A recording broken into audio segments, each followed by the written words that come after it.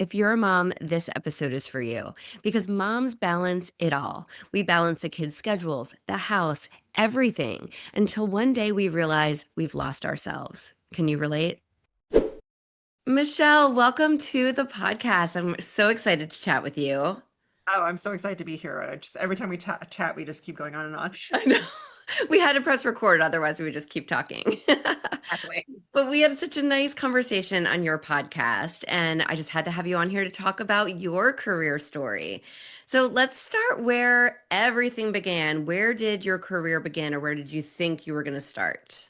For me, I mean, I didn't actually ever know what I wanted to do, and it was funny because I went to New York University, and I was sitting there finishing up my undergraduate degree. What am I going to do next? That kind of feeling. And my boyfriend's mom at the time suggested, "What about elementary?" Because I was like, "Oh, I'm not going to teach. I'm not going to teach. I'm not going to do that."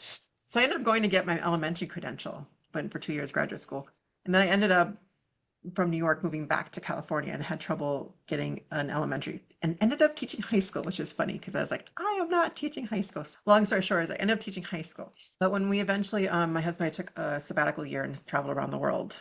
And when we came back, then that's when we started our family. And 2 years after my son was born, we decided that California wasn't necessary. We either had to either get a bigger house or we had to move. That's what actually ended up having us merge to Wisconsin. And when I was in Wisconsin, it was more like trying to figure out, do I stay home with the kids? What do I do? And so I ended up going back to teach for 6 months. When we moved, we found out I was pregnant with my second child. And so when we put two kids in daycare, you realize salary was a wash. And so then I officially just made the decision. My husband just kept waiting for me to say that's what I want to do or whatever I want to. I finally said, I'm going to stay at home.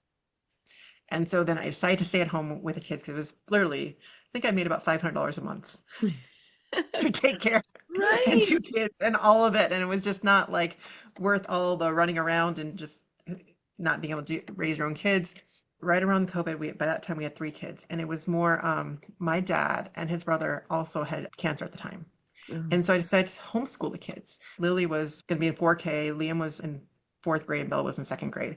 And I was just in this fog almost of like, what do I do? I'm in this fog of motherhood. September 1st of 2020, and we decided that was when we started homeschooling them for the year. And I decided to do the 75 hard. The 75 hard, I don't know if you who have heard of it, who haven't. It's by Andy Fuseli. It's where for 75 days you do two workouts. One has to be outdoors. You drink a gallon of water. You stick to a diet, at least 10 pages of reading of some sort of nonfiction learning. And so you do all the things, no alcohol, no sugar, that kind of thing, and really to reset your system. The catcher is if you miss any one of those things, including taking a self-portrait, you're supposed to start back at day one. So you're supposed wow. to literally do all of that for 75 to really just change habits, change your mindset, all of that. So I was doing that while I was homeschooling my kids.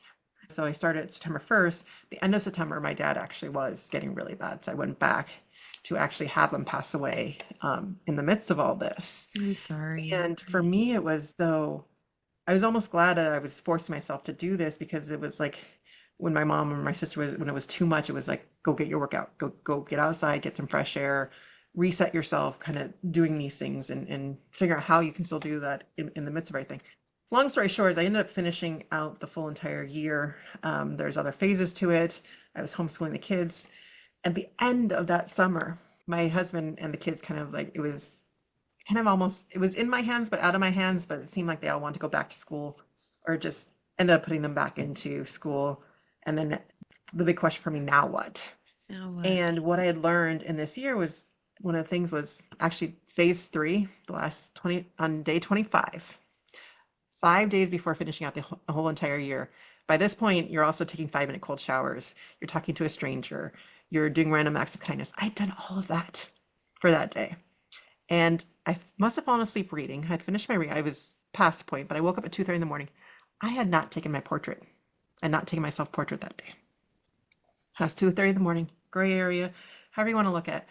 I just picked a weird picture of me in the bathroom, just like so tired and like, and that really was when I realized, it, kind of even thinking about the second act, it really was about the journey Mm. because I'd been discounting everything that had happened over the year. I had been looking at the finish line and only the finish line. And whether I finished or not at that point, I had lost 45 pounds. I was now down a personal development route. I was now eating, looking after myself better, had more energy doing these things, but I wasn't even necessarily looking at that picture. I was just looking at that finish line. Yeah. I ended up finishing up the 5 days. I did the whole year, but it was really at that point then now the kids are going to go back to school. What do I do? And that's where I'd kind of started this idea of wanting to create some sort of business or something. And that's kind of where the first step took, and I did went in full into my first business course.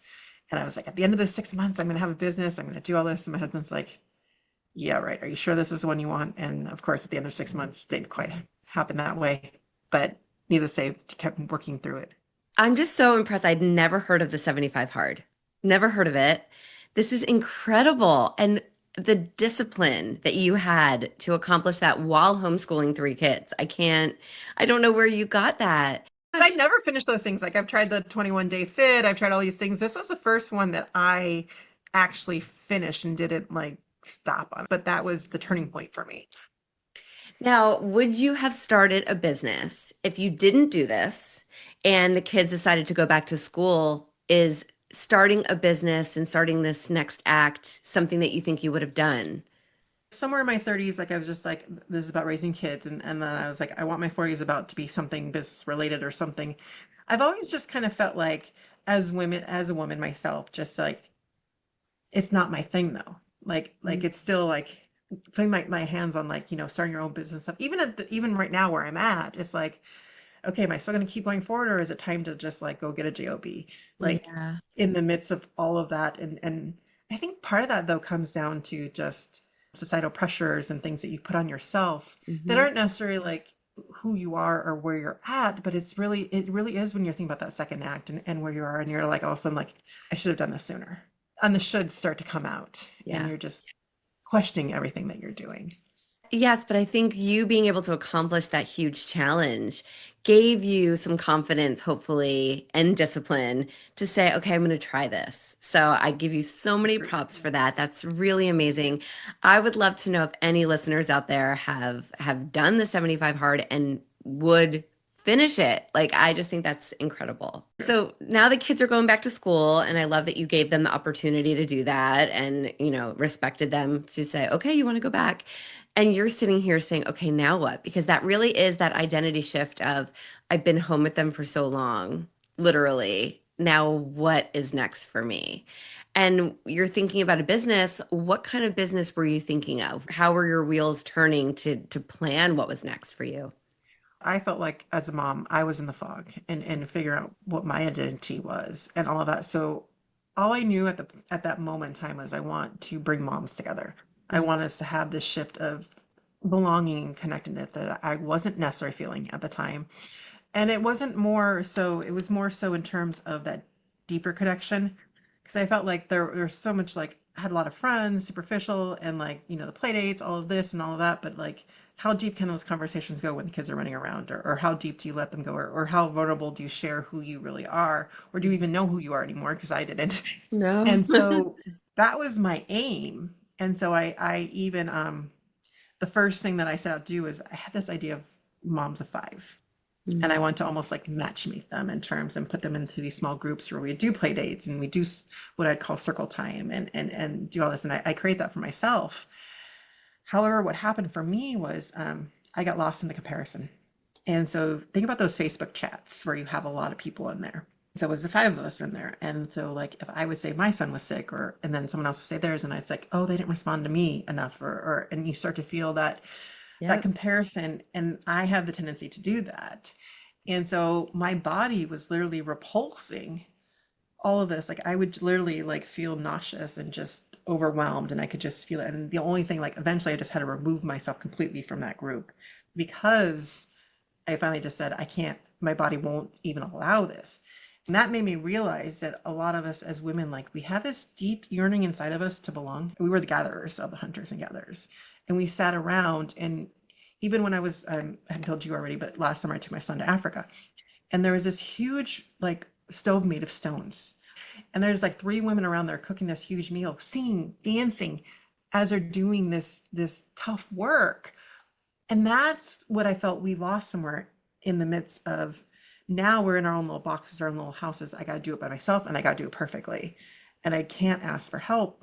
Yet our innate being inside of us wants that yearning, that dichotomy of those two opposite pillars. How do we bring that together? And that was me trying to bring that together and realizing it's almost like going in the deep end of a swimming pool of belonging and not knowing how to swim yet because we've removed ourselves from that openness, that belonging. Now we're like, be vulnerable.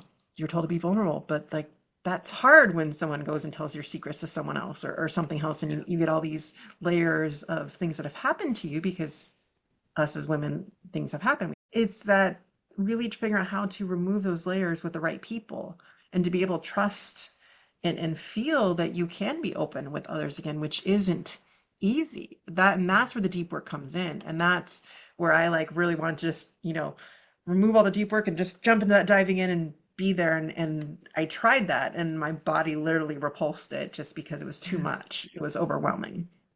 They say it's so hard, and I agree, to make friends at our age, you know, and as you're talking, I'm thinking back to how social and how many friends I had in high school and college and 20s and early 30s, and then you have kids, and it just all changes because they become your world and nothing else truly matters. Or you might have those friends, like for me, my closest friends are still my college friends.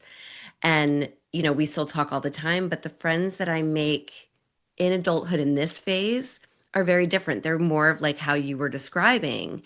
And how do you find those deep relationships like you had in college and in your 20s at this stage? And it's hard. So I can see such a desire for you to find that and create that kind of a community because it's very hard at our age. And I think the other thing that happens is the now what, which we were just talking about. Mhm. And so we've checked off all the boxes. We've like done some of the things and the Disney happy ending if you're married or whatever, and you're like just all of a sudden but then the now what comes up. And not all women are ready to or have that calling or ready to acknowledge it or wherever they're at. And that's kind of where I felt Mhm. is that it wasn't necessarily just my family or that it was that calling, that purpose, that soul inside of me wanting to figure that out. Yeah. But not everyone around me was ready for that. And that made the belonging even harder because I'm yearning to like grow, be more, and the people around me, literally one of the persons from that same group said, we were just doing you a favor. We didn't really want that, but that's what you were trying to do. Like we were just essentially like we were doing you a favor. And that's fine that that's not where they're at, but that's I think one of the reasons why I had to remove myself from that group because it wasn't um right for me because I wanted to be more. And I don't want to say the word do more. It's not about doing more. It is really about expanding, and the key is the women who are ready for that calling, who are ready to either start their business or put a purpose out there, start a charity, start whatever it is that is on their soul. And that's when I even put Mama Genius, Mama for me is more of an archetype Hmm. in terms of what do you want to birth into the world? Whether it was a child, you want to do something for them, or whether it's a book that you want to get out there, a podcast. It could be as much as setting up a program for your kids' school. It could be Yeah. anything that just is your soul calling. Those are the women I really want to start calling forth to come together because when you have these ideas as women, they're these little flames. And as soon as you put it around people who aren't willing to help foster that, spouses, Right. other friends who want to keep you at that same level where you're at, it dies. Yeah. And that's what I was feeling. And I Mm. want to create a community where we get the flame up to here. And now it's ready to go out into the world. Now it's ready to be shared with your spouse. It's not about hiding from them. It's about getting it to a place where you feel confident enough to Yeah. share it. Because for me, it was like, I want to be able to answer all my husband's questions. I Mm. don't want to feel like as soon as his questions, like I start to shrink because I'm like, I don't have the answer, so it can't be good enough. And we as women do that. And so we ask those questions among each other to start figuring that out and get to the point where it is high enough to be shared. Yes. And I feel like I'm finally getting to that point where I am right now. And that's this soul calling inside of us. It's that now what? And what do we do with that? And that's where I was really called to figure that out. And for those who are ready to answer that. And some people might be when they become empty nesters, but it's Hmm. at different places. But when you're ready for that, that's who I want to call forth. this is when you created the Connecting Moms and the Mama Genius Hub, as well as that's when you decided, okay, I'm going to create this community of people who are at my level, wanting what I want, and bring us all together. And to really help with the self-doubts, Mm. because the self-worth and all of that is so lonely, and you get so wrapped up in your own thoughts until you get around women who are like, I feel that same way. And I love, here's my analogy, we got my little pickle jar. Mm. So think of yourself like this is you inside your brain. You can see the eyeballs in here. Like you literally can't read this label from inside your brain. You just can't. What you can read is the back label where you usually have all the warnings. You have all the negative stuff that people put on labels, right? That's what you can read inside your own brain. That's just the way we as humans are wired, Yeah. plain and simple. But to read this front label, you need people who are willing to help you see that. Not everyone is, but there are a lot of people who are. And when you surround your people with the people who are willing to help you read this side of the label, then you're less likely to keep reading the inside label. Because that's what we just that's literally what we see as humans. We are inside this brain. We can't change that. And even as working with other coaches, they're like, I know what I'm supposed to do. Why can't I do it for myself? And that's why you can't do it for yourself. You need that outside objective perspective in a positive light that helps you move forward and not stay stuck in those negative thoughts. And that is really essentially why community for women, why we all need community, whatever that looks like for you. Is my goal is just find the one that works for you best, that helps you read that label. Mm. Whoever it is that helps you read that positive label, that's who you should be around, whatever that looks like for you. Right, because so often we're in our silo. We're in the house, we're doing our jobs, we've got the kids, we're worried about the schedule, the food shopping, all of the things.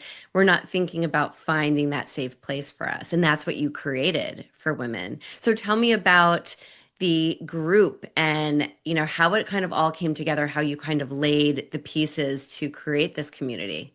I'm a manifesting generator, working on my human design, and figuring out why I pivot so much. Mm. And I kept thinking there's something wrong with me, right? That my brain's not working right. And we tell ourselves those. And again, that's me reading the inside label, not the outside label, whereas women in my group were just helping me read the outside label. But that's what I was telling myself. And so I kept pivoting because, like I said, I first start with that in-person group, and I'm like, that doesn't feel right. And so I keep playing with these ideas. So what the hub has become is mini courses. There are lessons of 5, which are 15 minutes or less. Now, not the lesson itself, the video is 1 to 5 minutes, but then you do implementation for 10 minutes. So it's more trying to do things on mom time in terms of actually getting, feeling accomplished with something and moving yourself forward, because we as moms have the tendencies to, I didn't do enough. The should starts to move up. And so how do we move forward with that? And then the other aspect of it really is the women's circle for me, us coming together virtually, literally in Zoom in a circle, using the immersive view of it, and coming and sharing our thoughts Mm. and going with the principles of how do we share who we are, how do we feel safe doing this, and people who've never been to a circle, sometimes they come and they don't share anything, or they're just also like, where did this just come from? It's like learning to talk from your heart. Yeah. And we as women seem, when we're in a safe space, we can actually hear. It's almost like journaling subconsciously, but now you're talking subconsciously, but being witnessed by other people. When you see this come in and you just see the nods and the smiles and the recognition of like, oh, I'm not crazy. I Right. am like everyone else. And my ideas are valid. And the way I'm feeling is valid. And then you start to open up more and listen to others, which then you're able to take those skills with you. So like I love that I can go to my daughters now, and when they're in their moods, I'm like, okay, how do I handle this? And then all she wants to do is talk. And then I just, the biggest thing is silence though, Mm. because as soon as you think you can solve it or something, just keep your mouth shut. And then she keeps going, and then all of a sudden she's like, okay, I'm done with you. You can go. Like all she wanted to do was that same be seen, heard. That's what we all want. And so learning to do it in a safe space again, which I think took me back to the experience of submerging into the pool, now trying to create a way for us to peel back the layers slowly Mhm.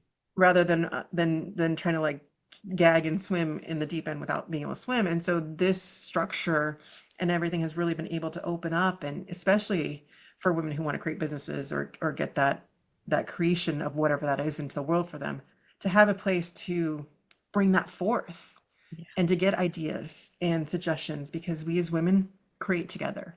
We were Mm. never meant to share this big burden of these ideas and these visions that we have to make a world better.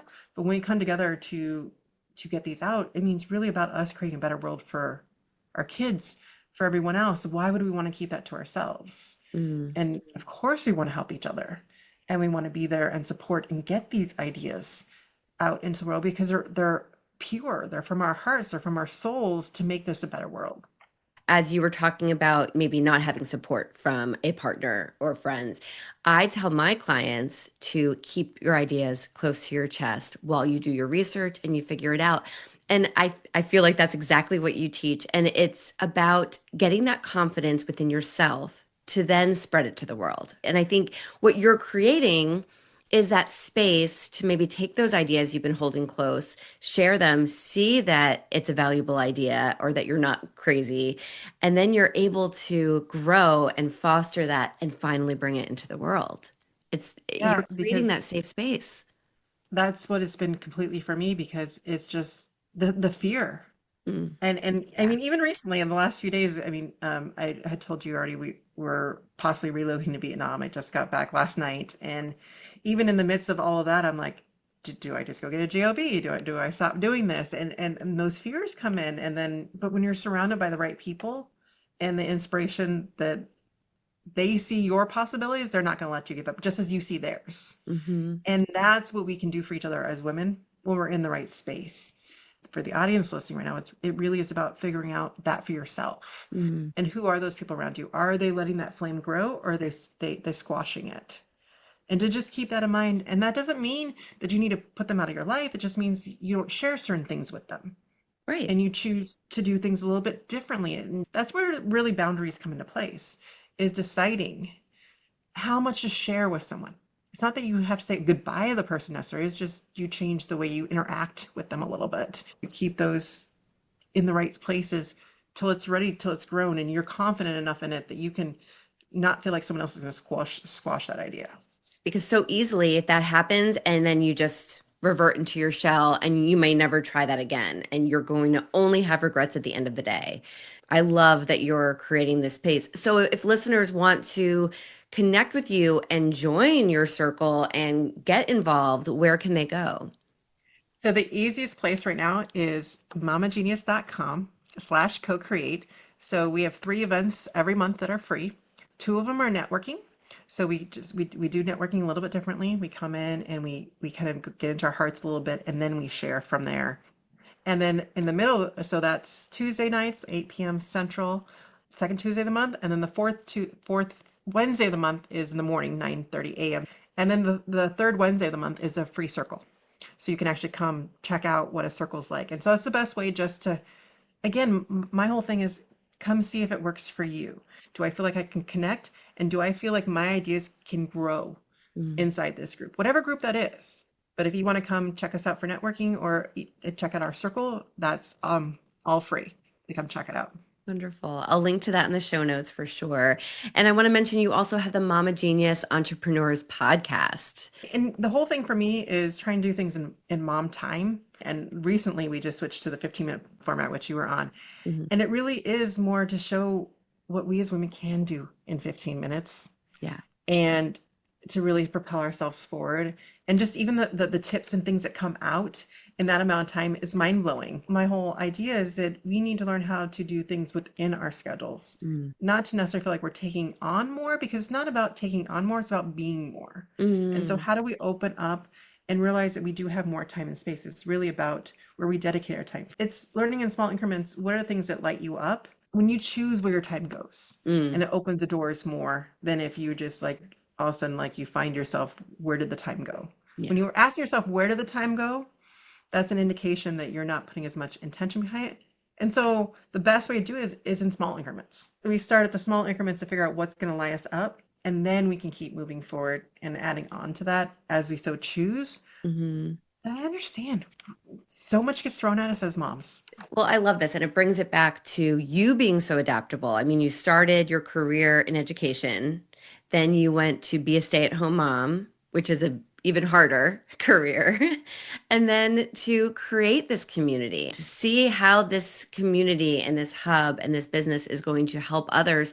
And I love that it's helping you at the same time, which is so special. I mean, it's small, but it's growing. And that was, they're just like, that's the light bulb to come on is like something has already started. And Yes. and I was always thinking about the numbers and it needs to be higher, it needs to be this, but it's looking at what do you have right now? And ultimately it comes down to how are you feeling right now? Mm, Because that's actually what we're really looking for is that feeling of accomplishment, of success, of something. But until we start to feel it right now, which is what I've been working on trying to, for myself, what does success actually look like for me? yeah. And what is that? And when we can start to see that and start to picture what that is, that's when the second act um, is what we really want it to be. And for me, it really was about creating something. I didn't even know what that was. But Hmm. I really, and I'm specific that this is for women only because I really wanted to create a safe space. And it's funny, I've only had one man on my podcast so far, and it was because he was Podmatch. I've been on their list and it's just been doing a lot. But recently I've had about 4 or 5 emails from different men who want to be on the podcast and a lot from Podmatch who like are like, nope, nope, nope. I think Alex will be the one and only man that's ever been on my There podcast you go. because there is something about us getting this confidence in us that has been taken away somewhere along the ways. Uh, And I don't know, this is actually interesting because Dale Allen wrote on the right side or the right mind of the right mind. And one of the things I never really thought about is when you think about literature, you think mm, about the first printing presses. The thing that was removed from printing presses was all the imagery, all the pictures. And the feminine and the way we think is an imagery. And mm, so somewhere along that line is where the feminine who used to be, we used to have a lot of feminine leaders in charge of religion and stuff before that. And somewhere the masculine really took over when we lost a lot of the imagery. Now with the web and things, it's starting to come back, but we've lost that confidence in yeah. ourselves. And I feel the only way for us right now to grow that flame is together. And Mm, when it's up here, I'm not trying to exclude the men. I just want us to be up here before we bring them back in yes. because of our confidence, and so that's why this group specifically for me, I want to create women only on purpose Yeah. because I want it to be here. And then please share with everybody, share with the men, share with they need to learn too. Hmm. But you need to be confident enough in your own messaging first, in you first, Yes. then go out there. Mm, amazing. Oh, you are creating something so amazing. Michelle, really, I love what you're creating. I believe in it. I feel like this is your act that you're meant to be in and that you can foster and grow and then get to see so many other mama geniuses go out there and create that and just extend that flow into their own worlds. Really empowering. And I thank you so much for being here. You mentioned already it's mamagenius.co for, wait, can you say, I'm going to cut that. Um, mamageniushub.com/co-create, so COCREATE. And that will take you just to put your email and stuff. You get all information for the networking and the Circle of Three events a month. And connectingmamas.com has the podcast, everything else on it. But just come join us and see what it's like for you. yeah, I'm all about the experience of it, and you can go through all the landing pages. You can read all this and do all that, but it really is about just showing up somewhere. yeah. And whether it's not mine, go to Meetup, go somewhere, find a group to light you up. But we as women need other women that are going to foster us, Hmm. not hinder us. And there's a big difference. So Yeah. I just really want to, we need to be the role models for our kids and teach them how to grow and be, because otherwise we're gonna be stuck in that martyrdom Yeah. aspect of as soon as you have kids, you give up your dreams. Well, look at your daughters right now. Do you want that to happen to them? That's going to happen if you don't live out your dreams right now. Mm. Beautiful way to end the episode. Thank you so much, Michelle. This was Thank so you. lovely. We could talk forever, so I really We could talk appreciate it. hours. I know. Well, thank you so much for being here. Well, thank you for having me so much. And I just love your podcast and the idea of all of us getting out there and doing our second acts. Let's do them together. Yes.